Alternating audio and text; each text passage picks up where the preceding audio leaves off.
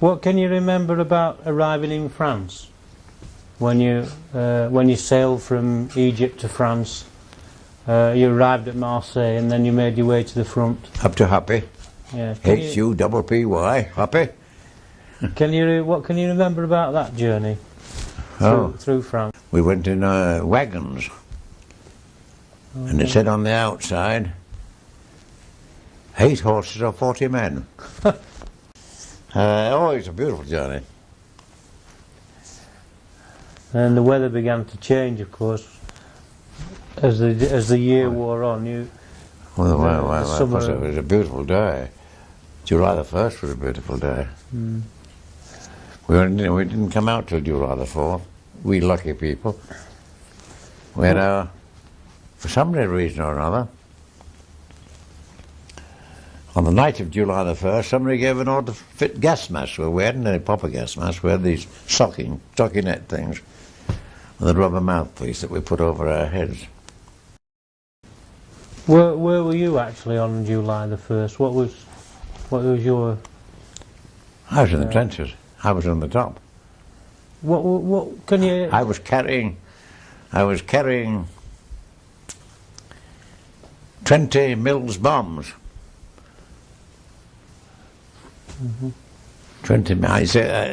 This was my first day in the trenches. Was July the 1st. You see, I had been attached to transport. I'd been up to the trenches many times, back and forth with all kinds of things, with supplies. And I was detailed in the mustering to carry 20 bombs, in addition to all the other equipment, doing a full pick across my back, and iron rations and so on and so forth.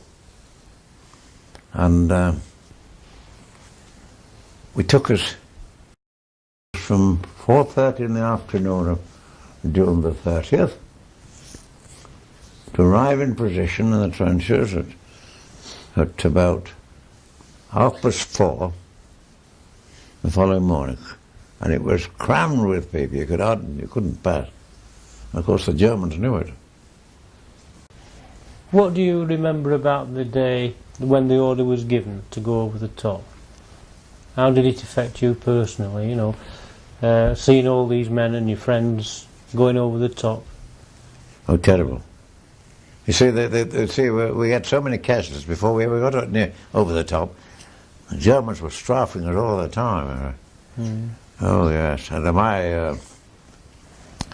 my unit, bomb-carrying unit, Mills bombs.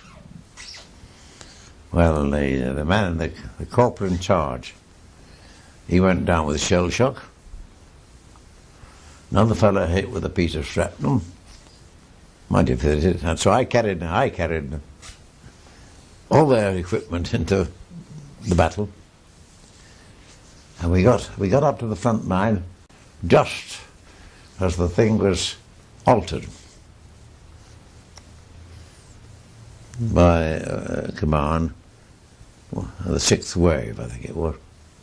6 waves went over, and the 7th and 8th wave were halted. Because they were no good. I got over the top, you couldn't say hardly anybody about, because of the machine gun bullets and the shrapnel and that kind of thing. You just couldn't drop to the shadow. I found my way back to the trenches and stayed there till France. I remember one fellow came in, he's a member of the town hall staff. A man called Meakin, he was the quantitative in the town hall. Got some funny stories about him. I think he became a corporal.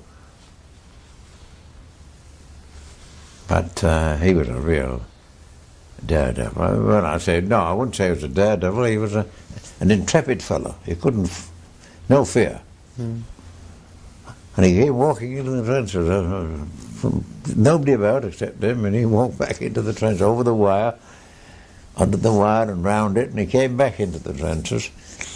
And I just got in. the trench, and he jumped over the top, back. And of course, remember, the trenches were full of dead wood. We never held them the first. On night of July the 1st, we came all back to the third trench. I think, oh no, it was Monk or Licotor, whatever it was. But we blew out all the saps.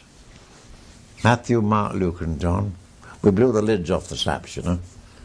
We were going to take our machine guns up there, our trench mortars. Never did. The only thing we used them for was to bring back dead and wounded. Mm.